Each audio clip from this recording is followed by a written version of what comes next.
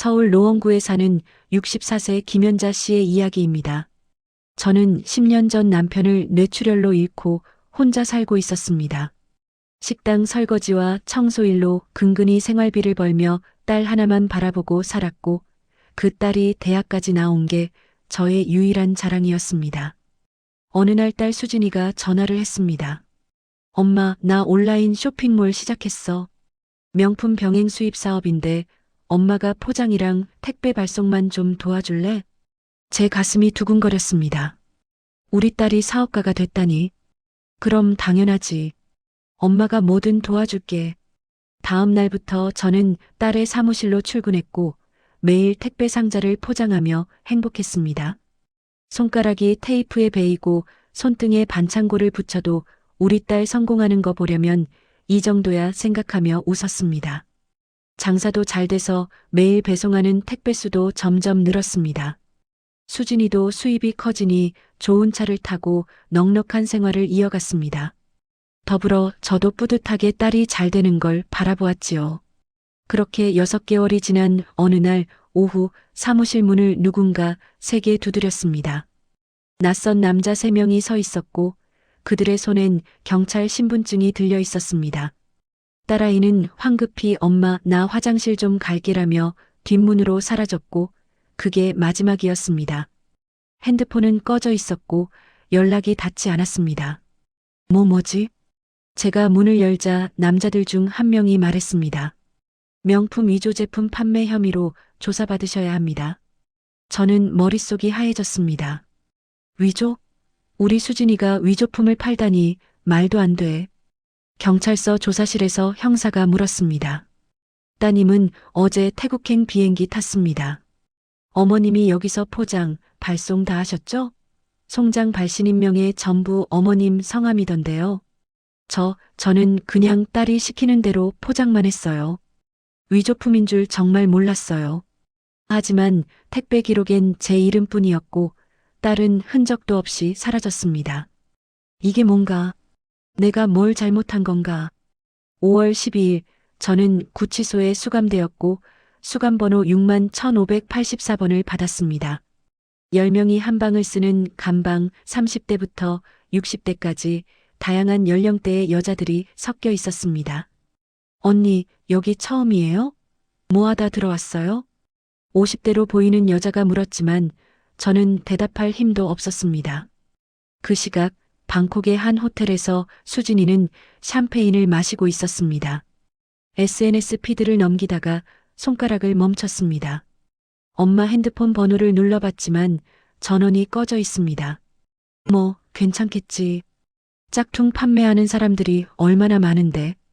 버젓이 가게를 차리고 파는 사람들도 안 잡히고 잘 사는데. 더군다나 엄마는 아무것도 모르고 한 거니까 금방 나올 거야.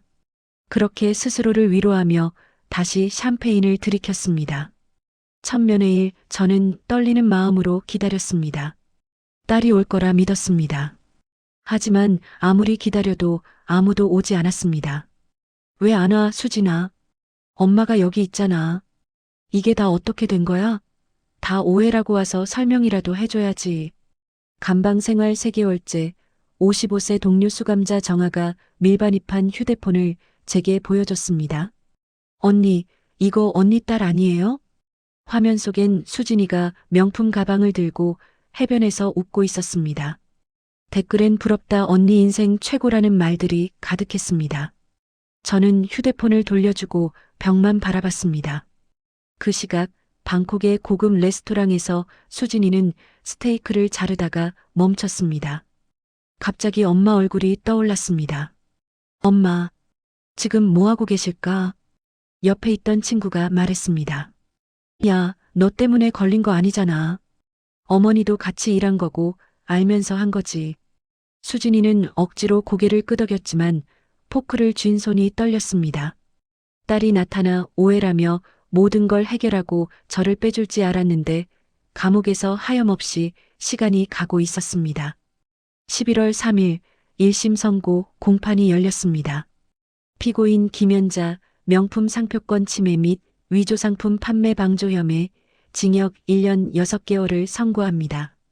방청석을 돌아봤지만 딸의 모습은 없었습니다. 저는 눈물조차 나지 않았습니다. 그냥 아무 감정도 없었습니다. 같은 시각 방콕 호텔 침대에 누워있던 수진이는 한국 뉴스를 검색하다가 기사 하나를 발견했습니다. 명품 짝퉁 판매 공범 60대 여성, 징역 1년 6개월 실형. 실형이라고? 엄마가? 수진이는 침대에 주저앉아 울기 시작했습니다. 떨리는 손으로 변호사에게 전화를 걸었습니다. 변호사님, 제가 지금 자수하면 엄마 형량이 줄어들까요? 지금 귀국하시면 의뢰인분께서 주범이시니까 최소 3년은 복역하셔야 합니다. 어머님 형량은 그대로이고요. 전화를 끊고 수진이는 창밖만 바라봤습니다. 돌아갈 용기가 없었습니다. 교도소 생활 8개월째, 저는 여전히 매주 면회 신청 명단을 확인했습니다. 혹시나 수진이 이름이 있을까 싶어서. 하지만 단 한 번도 없었습니다. 정아가 답답하다는 듯 말했습니다. 언니, 그만 기다려요. 안 와요, 그녀는. 자기 살겠다고 엄마 버린 년인데 뭘 기대해요. 아니야. 우리 수진이는 사정이 있을 거야. 못 오는 거지, 안 오는 게 아니야. 그리고 경찰 들이닥쳤을 때 도망간 거 보면 꼴리는 게 있는 거예요. 저는 그렇게 중얼거렸지만 제 목소리엔 힘이 없었습니다. 같은 날 방콕 공항 앞까지 택시를 타고 온 수진이는 출국장을 바라보다가 발길을 돌렸습니다. 엄마, 미안해. 나 들어가면 3년은 살아야 된대. 나는 못해. 다시 호텔로 돌아가는 택시 안에서 수진이는 창밖을 보며 눈물을 흘렸습니다. 하지만 핸드폰은 꺼내지 않았습니다. 수진아, 엄마는 아직도 너를 기다리고 있단다. 다음해 11월 15일 제 출소일이었습니다. 교도소 정문을 나서는데 아무도 없었습니다. 11월에 차가운 바람만 불어왔습니다. 2주 전에 먼저 출소한 정아가 언니, 이거 내 번호. 나가면 연락해요라며 쪽지를 줬던 기억이 났습니다. 그 쪽지를 주머니에서 만지작거리며 발길을 돌리는데 교도관이 저를 불렀습니다. 김연자 씨, 택배 하나 왔어요. 익명 발신. 두툼한 현금 봉투와 함께 작은 쪽지가 들어 있었습니다. 엄마, 미안해. 이거라도 써. 건강해. 마이너스 수진. 저는 돈을 세어보지도 않고 가방에 넣었습니다. 손이 떨리지도 않았고 눈물도 나지 않았습니다. 그냥 아무것도 느껴지지 않았습니다. 버스 정류장으로 걸어가는 제 그림자가 길게 늘어져 있었습니다. 하늘은 잔뜩 흐렸고 첫눈이 올 것만 같았습니다. 이제 나는 어디로 가야 하나? 저는 노원구의 작은 고시원에 방 하나를 얻었습니다. 3평도 안 되는 공간이었지만 제겐 그것으로 충분했습니다. 다시 식당 설거지 일을 구했고 하루하루를 살아갔습니다. 딸이 보낸 현금은 은행에 가서 통장에 그대로 입금했습니다. 매달 통장 정리를 하면서도 그 돈만큼은 절대 건드리지 않았습니다. 그 숫자를 보면서 혼잣말을 했습니다. 이건 떳떳지 못한 내 돈이지, 내 돈이 아니야. 2025년 1월 어느 날 수진이에게서 카카오톡이 왔습니다. 엄마, 나 한국 들어갈게. 자수할게. 정말 미안해. 저는 메시지를 읽고 한참을 멍하니 화면만 바라봤습니다. 답장은 하지 않았습니다. 사흘 후 저녁 뉴스에서 앵커의 목소리가 들렸습니다. 명품 짝퉁 판매 조직 주범 박모 씨 1년 6개월 만에 귀국해 인천공항에서 체포됐습니다. 법원은 박 씨에게 징역 3년을 선고했습니다.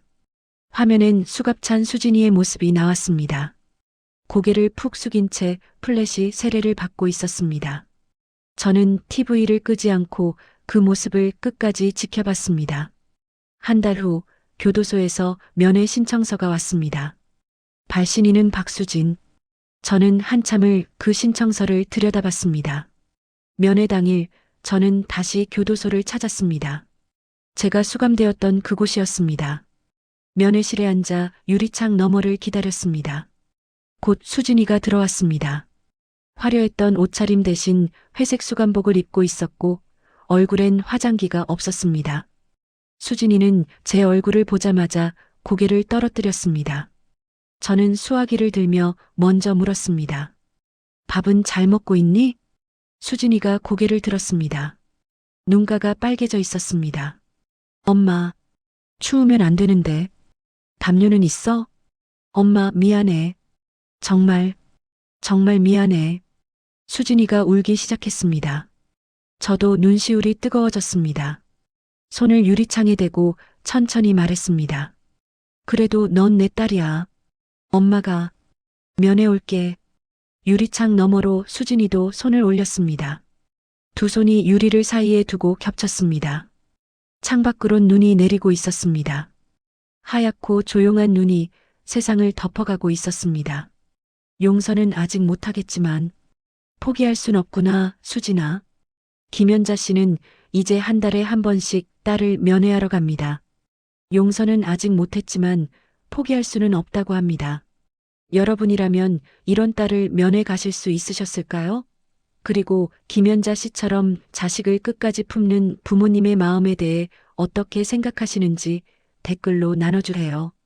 부모의 사랑은 때로 우리가 이해할 수 없을 만큼 깊고 넓습니다. 여러분의 이야기를 들려주세요.